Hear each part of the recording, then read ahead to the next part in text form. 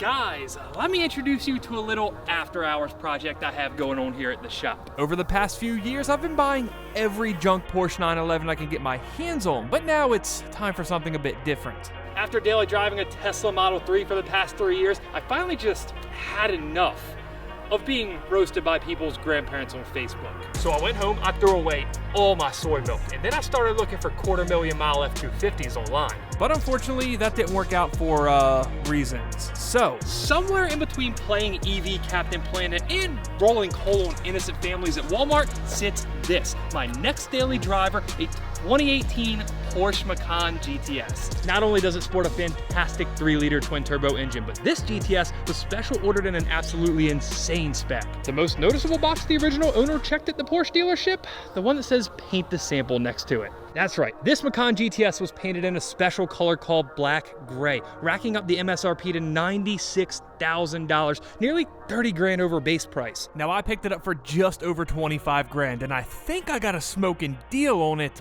but there is already one thing I'm quite concerned with. On the auction site, there was a video of this car running, but now that we've got it here and we're digging a little deeper, it's missing quite a few critical components. Everything over here on the driver's side survived. Given that these cars are mirror images of each other, we should theoretically be able to copy the driver's side and find out what we're missing on the passenger side. The first, the obvious one, the intercooler. It looks like most of the hoses are there. I believe they just removed the intercooler.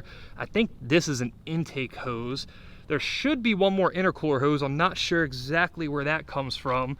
You can see it hanging out the top on this side, and of course it's missing over there. One other missing piece that was pretty obvious from the start, the intake over there on the passenger side. It's a pretty sweet design. It wedges against the hood there. I believe it draws in air from here. Not exactly what I would expect from a Macan. Clearly there's a lot more going on with this than the mechanical stuff I'm listing now. Door pieces are missing, the hood's jacked up, this upper frame section just destroyed. But the first thing I want to do before I go through the process of rebuilding this car is make sure the drivetrain's in solid condition. All right, team, it's practically out of fuel and every single light on the dash is on, but what's the worst that could happen? That was really uneventful. All right. You know, for missing half the running gear and the radiator fan coming on immediately, I gotta say, this thing sounds healthy. For obvious reasons, I am not gonna let this thing run long. But before I go drop possibly tens of thousands of dollars of parts on this thing, I had to hear it run. I just noticed that whoever wrecked this thing was on temp tags, and that is rough. Now that we know it runs, and I can say with a relative degree of certainty at least, that there's no catastrophic damage over here on the passenger side. It looks like a majority of the impact's isolated to the upper apron section, and what I was really worried about was this lower frame rail. As far as I'm concerned, that's all the green light I need. It's time to bust out that credit card and order a ton of parts. I said we're going to order a bunch of parts, and we definitely did. New parts, used parts from all over the world. We have this used intercooler complete with the shrouding. We have the intake air box. We have the intercooler mounting bracket. One big piece, I was able to find a used Macan GTS bumper. That's gonna save us a ton of money. It does have a little damage. I don't think it's gonna be a problem to get it fixed up. Same deal with this guy hiding over here behind the toolbox. I was able to find a used hood, also with a little bit of light damage. I think that's gonna be a really easy fix before paint as well. This was a massive win because these are insanely expensive from Porsche. When I saw this car at auction and when it showed up here, it had no headlights, so I thought. Then when we put power to it and I hit this hatch pop button for the first time on my color match key fob here, option BFS, which is super minor but super cool, I found this. A trunk full of a bunch of not so expensive, not so important parts, but one very expensive and very important part. Other than getting what I think is a smoking deal on this car, this is the biggest win we've had yet by far. This is an adaptive PDLS headlight. They're like $2,500 each. And now instead of needing both, I got away with buying one used one for $1,500. Look, we can talk about parts all day long, but let's do what we actually came here to do and get the wrench in. Now the question is, where do we start? Logic says we do the intercooler, the intake, all the missing parts, so we have a fully functional car, but I believe we're gonna need all that stuff out of the way to be able to pull this out, so I guess we start with the most fun part first. Fire up the frame machine. Yep, a little more, little more. Now I know some of you may be just a little concerned, but don't worry. This is the least expensive Porsche we've ever pulled out with a forklift and a chain, so I'm pretty positive everything's gonna go fine. This is what this is supposed supposed to look like. We need to get this one off. It's attached with some spot welds, a few bolts. We need to hack the old one off and weld the new one on, but it's not gonna be quite that simple because we have to straighten this upper section at the same time.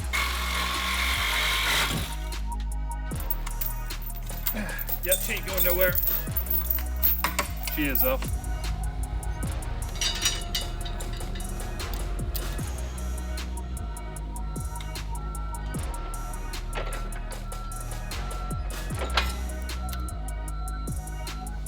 That did almost exactly what I wanted it to do. Now I'm thinking we need to get up a little higher so we're not pulling just out, but that way. We had to do just a little bit of modifying of the forklift. I think we're gonna be right on the money now. One more. All right. Not that far off.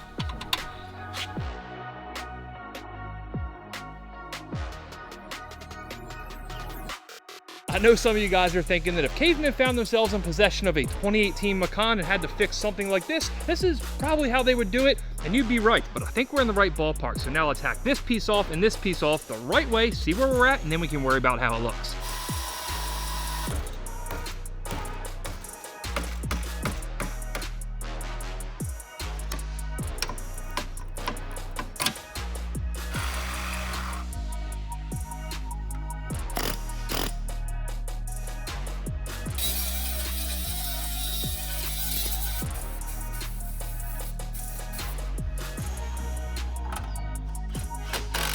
It might have been a lot of pulling, a little tweaking, some hammering, and then pulling some more, but this lines up much better than I thought it was gonna. We kind of lucked out that this is the piece we had to replace. There's 4 bolt holes, 2 on the front and 1 on each of the back sides that let us get this sat exactly where we want it. Now when we go to spot weld it, we don't have to worry about it sliding, moving. It's in the exact right place, at least I think. As for the old bracket, it came off in quite a few pieces. We sacrificed this one to keep the stuff underneath of it in good shape.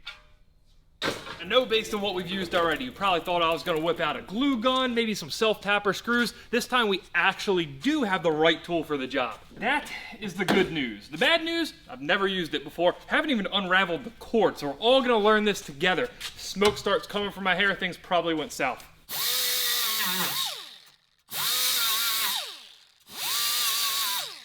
I'm well aware, common logic would say we should try this on a piece of scrap metal first. We're just gonna go for it. What could it hurt?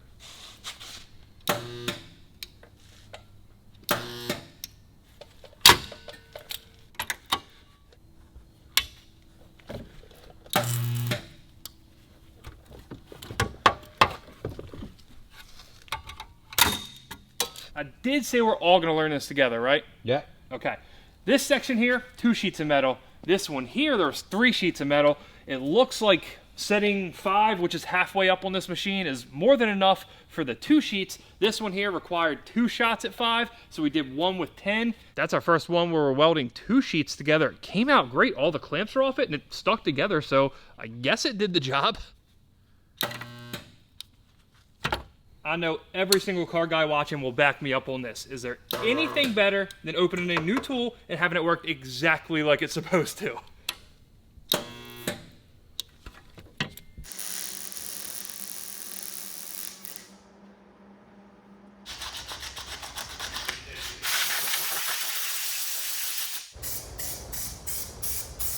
Well, our structural work, if we can really call it that, is done, and it came out a lot better than I was thinking it was gonna. Yes, we're gonna be able to tell the car was wrecked because of that corner right there, but I learned a lot, and I'm sure next time we do something like this, I'll be able to get it even cleaner. Now that that's taken care of, we can have ourselves some real fun, and that's playing adult Legos with all these parts. Now remember, I ordered most of this stuff before we ever turned a wrench on this car, so are we gonna have everything we need? If I had to guess, probably not. But we're just gonna start building until we can't build anymore, and we're gonna start where I wanted to start originally with all the running gear. We have that big intake pipe, our new intake, our new intercooler, the intercooler bracket. As far as the mechanical parts go, I'm pretty sure we have everything, and it really shouldn't be too hard to install either.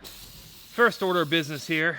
Clean off the salvage yard markings on our new airbox. We can't have everybody that looks at this thing knowing it's some salvage piece of trash.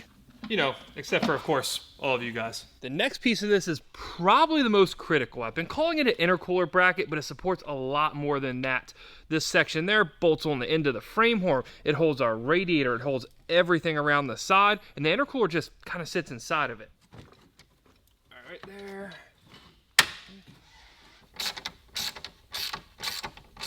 At least some part of me was expecting that to not line up at all. Thankfully, it was dead straight. Now, at the moment, these two very small bolts are the only thing holding up our entire radiator assembly that is not light. So we're gonna go ahead and support it with these three as well, which if we look on the driver's side are just a little bit beefier. This is the front frame rail extension, I guess you would call it, that the bumper beam mounts to. Once we have that on, it's not going anywhere. Now I have just that much more confidence that we're not gonna have to watch this plastic frame just crack under the weight of the radiator. Figure what better time than right now to throw our front bumper beam on. It's not gonna interfere with anything. We have our mounts on. I did forget about that guy there. Our bumper beam's specific to a Macan, but the mounts are shared with some kind of an Audi. Given that I bought it used, it appears that this one did indeed come off an Audi because this has a tow hook receiver and this has a tow hook receiver. That's not gonna work, so we have to hack the one off this thing.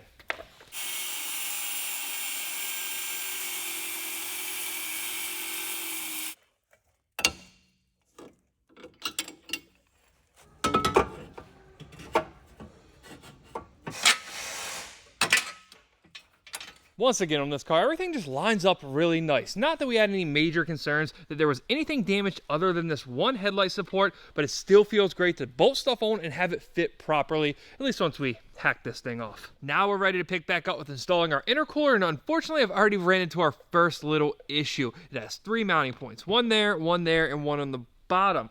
It mounts to right there, and right there, through these things. The issue is we only have one of these. I think our best course of action here is to install the bottom one because it's not going to be accessible once we have the intercooler in the car. We can at least get it mounted, get all the hoses connected, get it secured at least enough that we can test drive the car, and then order the bushings for the top.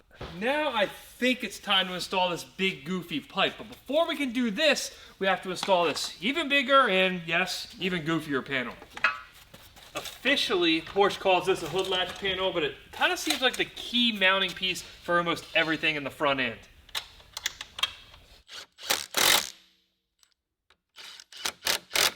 This hood latch panel was one of the parts that I decided to order used. Theoretically, that was going to let us get all this stuff in one place rather than having to order this main piece from Porsche and then every single cable piece of hardware, the hood latches. Unfortunately, that does come with its downside. Two of the hood latch cables themselves and one of the actual hood latches is damaged, so we are going to have to order a few parts for it after all. Sometimes it works out great ordering used parts and sometimes not so much. We'll take care of that in a bit, but for now, I'm not going to sweat it because it's not going to stop us from installing the last piece of the intake system.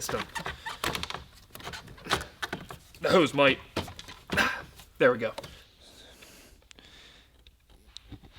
Before we can call the whole thing settled mechanically, we gotta figure out where all this goes. All right, maybe I'm not so bad at puzzles. I think we're on the right track here. This big 2-pin connector, it goes to a light that mounts in the bottom of the bumper. This much smaller 4-pin connector goes to the light that mounts a little higher up in the bumper. I happen to know that this other 2-pin connector runs over to the side marker in the bumper. I don't know what this one goes to, and I don't know what any of these go to yet. We've run down that same harness a bit further, and it's just a mirror image. I think it's safe to call this one our front bumper harness, but then what does that make this one? We do have two obvious places to build off of in the AC pressure sensor and the hood latch sensor. Well, in this case, a start really didn't translate to much. There's no obvious spot for the rest of these, except the hood latch that we still have to order. Now, there is another section of wire. I know where one very specific plug goes, and it's because I'm sick over how much we had to pay for this little module. Trust me, the irony of what I'm about to say is not lost on me. All episode, I've been bragging about how highly optioned this thing is, and in this case, we were lucky enough to have it optioned with adaptive cruise control.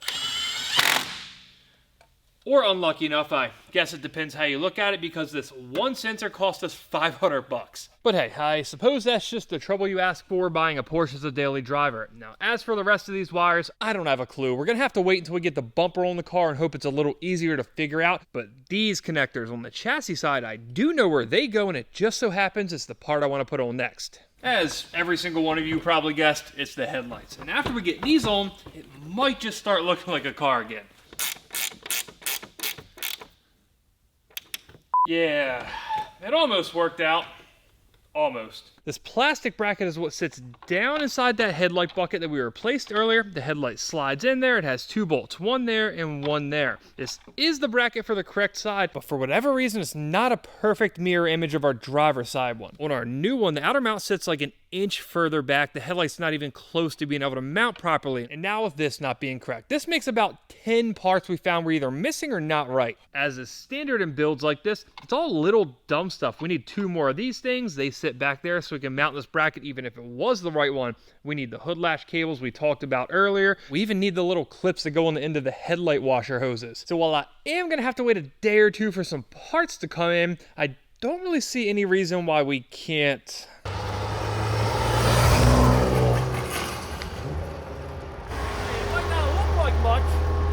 But it runs all right. We're gonna crack the sunroof while we're here. It's 30 degrees out, but why not? Look, we're gonna have to make this brief because the minute we put it in drive, it starts beeping ferociously. There's a hood warning. It has no gas. There's no headlights. There's a lot wrong, but it feels all right. Okay. It really feels good. How do we open this thing? Oh yeah, hold on. Wow, that's fancy. This is tough. I've never had a car with a working sunroof before. The last Porsche I cut it out of. I guess this is what you call the money shot, right? You ready? Yeah, go ahead. You seatbelt? You got everything? Yeah, Here, grip the handle. Go ahead. Take the handle. You ready? Launch it. Or launch it and we'll run out of gas.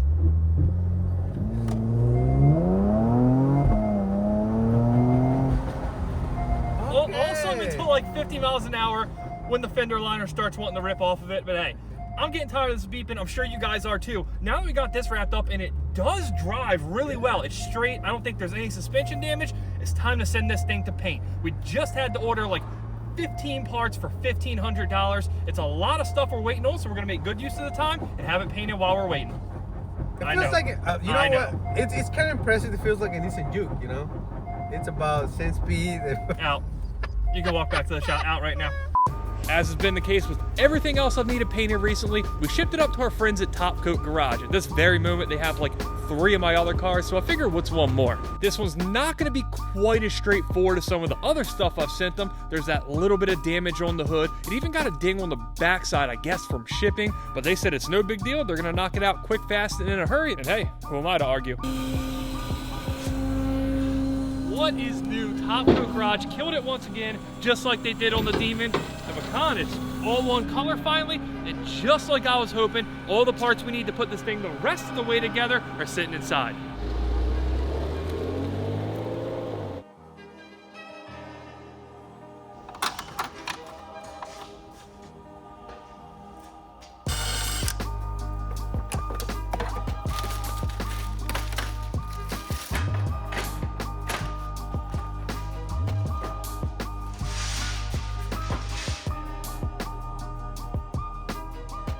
Well, we've made some progress, but we're gonna play a little game. Take a guess how today's went. Option number 1, everything's went awesome. We have every single part we need. It's time to throw the bumper on and drive it down the road.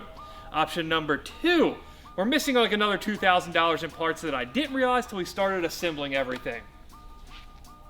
Anyway, yeah, we're missing a ton of stuff. We just had to place another massive parts order.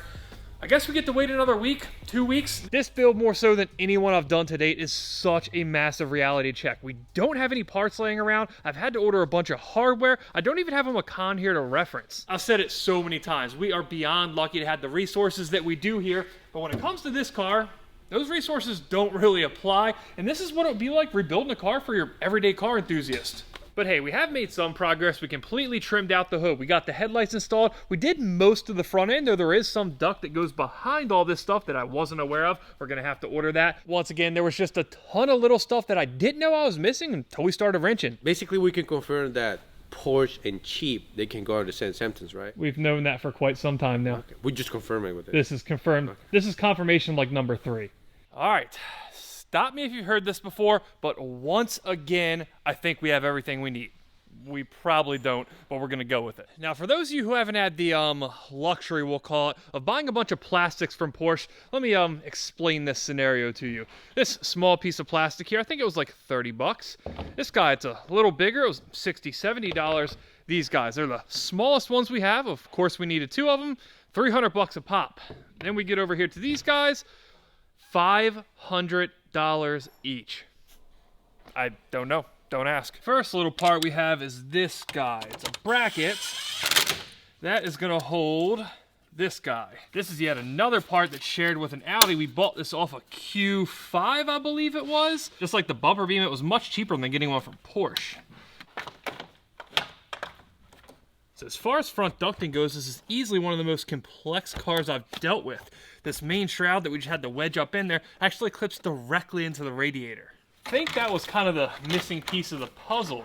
We should be able to clip this guy in now. Keyword should. There we are. Oh yeah. The sound of success.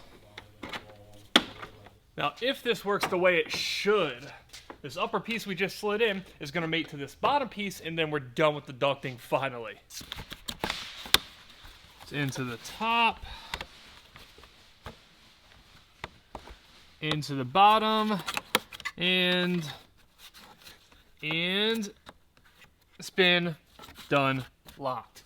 Yeah, as expected, we are missing something else, but it's not all bad because it allows us to answer a question as well. This was one connector that I could not account for. It was the one that was sitting next to this garage door opener module. It turns out this lower panel, that's where the ambient air temperature sensor goes, and this is the plug for it, meaning we can just order it, stick it in, and be on our way. And probably most importantly, I don't think it's gonna stop any progress because I'm pretty sure we can install that through the lower grill opening even once we have the bumper on.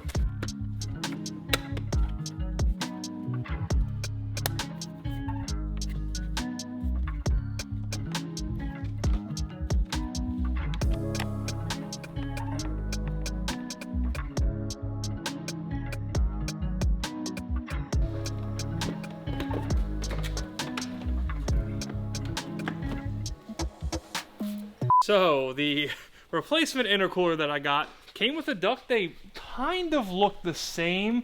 They are not the same. This is off the base car. It doesn't fit the sport design bumper. This is the one that came with the car off the driver's side. It has a much wider mouth. So now, unfortunately, we have to go order another one. Well, for what feels like the, I don't know, 10th time, because it probably is the 10th time, we're back in. I think this time we have all the right parts. There is at least one thing I'm positive of though, and that's that the intercooler duct is correct. Now seeing them next to each other, they're a perfect match, so the bumper should, keyword should, fit. Not only did we get the correct intercooler duct, but our air temperature sensor showed up. Imagine that, perfect fit. All right, let's hope this goes a bit smoother this time. Can't really go any worse though, so. Yeah. There we go. It's funny how stuff works when you have the right parts.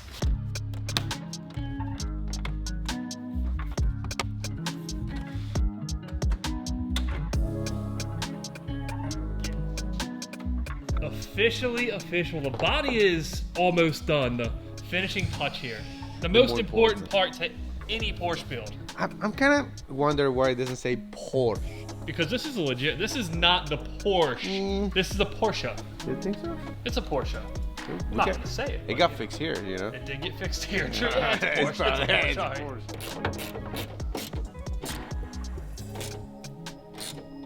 Those. Look at that. Look at this thing. It actually looks like a real car. We had a bunch of random check engine lights in here. Nothing that really made any sense. It's probably when we tried to start it with a dead battery. These Porsches do weird things. We do have an airbag warning light though. None of them were blown. I think that's from when we started the car without those front crash sensors installed. The only other thing we have is the ACC/PAS warning light coming up. I'm not exactly sure what's going on with that, but hey, we got a little bit of time to figure it out. And with that, I suppose it's finally that time. Final.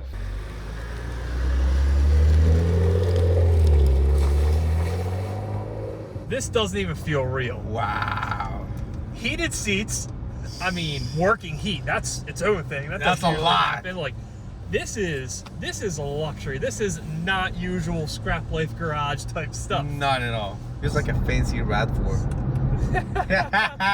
I think that's insulting, right? It's in sport mode? It's in sport mode, yeah. Okay. There are so many buttons and so many modes on this, it's gonna take forever to learn them. Sport plus, off-road, sports. There's different suspension levels. It's wild. Probably shouldn't be looking at it while I'm driving. You ready? Hold on. I mean, it feels solid. That's nice. How many horsepower does this thing make? I don't know. Oh, okay. I probably should have looked that up so I could have said it in the video. I do not know what kind of power this makes. Okay. That shift.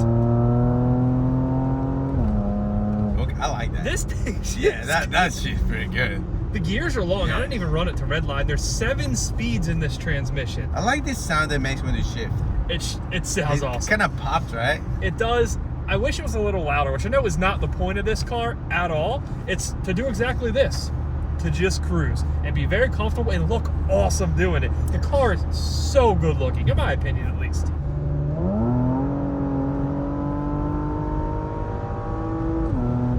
The shifts. Can't say enough about the shifts. It's just This transmission. it rests pretty high too. I like It that. does. Porsche, Bravo! good job on these cars. Great job. And you know the best part about this whole thing? What? It's supposed to snow tomorrow.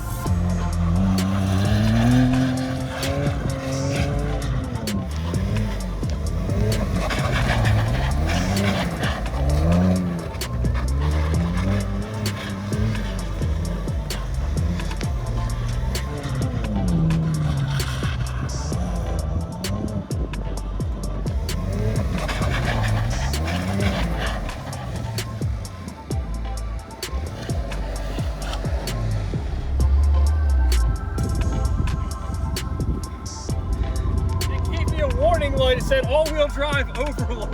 Let's go wrap this whole deal up. How about we do that? Clearly, we bought the right car for the right season. But now the million-dollar question, or in this case, a $30-some thousand question, was it worth it? I don't know. The car, $25,673. On its face, a pretty good deal. I severely underestimated how much it would cost to fix this though, and that's kind of where the problems come in. As for the parts cost, and yes, it's such a big number I couldn't remember it myself, so I had to write it down, $10,969.18. We have another $2,000 in paint. The grand total, $38,642.18. As I've said, I don't know, 10 times throughout this build, we gave up our advantage. We don't have a warehouse full of these parts sitting around that we could just grab off the shelf and throw on, and it shows. To date, I think this was the most accurate representation of what it would be like to rebuild a car if you didn't own a salvage yard, and it adds up. It really, really does. Realistically, if this exact car was never wrecked, clean title, I don't know, $45,000 to $47,000, being that it's high option, being that it's paint to sample. So having a salvage title, a rebuilt one for 38, that's not where I'd like to be. Honestly, I would have liked to be 31, 32, 33. It just didn't work out that way. But the silver lining, you know what? The golden lining here is we have ourselves an awesome car, and at the end of the day, that's what really matters. If you guys have rebuilt cars, you know how it goes. You win some, you lose some. We just did a Hellcat. We were like $10,000 in the green on, but on this one, if I'm being realistic, I'm gonna have to say we ended up a few $1,000s in the red. But of course, I'm just talking about the money. As for the car, love it, 10 out of 10, could not be happier. As for the finances, the only real option we have is to buy another wrecked car and try to end up in the green on that one. Guys, I really hope you enjoyed this. A little bit of a different rebuild on the channel, being an SUV. If you did, or even if you didn't, let me know in the comments. Thank you so much for watching, and we'll see you back here shortly with something cool. It's officially official. The final touch, the most important part here. Then I just close the hood. How you feeling back there, Fernando? Cold. Little more. Bring it here. Actually, I jumped back a little bit. We got to do it again because I couldn't see the forks. I told him to come haul in here, and he actually does it. You know that cat meme where he's sitting at the table? I was going to film another video this morning, and I just rode past the Macan. I should fix the Macan. That's what I said to myself. I don't think you need a welding mask for this either. Okay. 2 guys that die on Maryland because they didn't work. Breaking news. Fire smoking and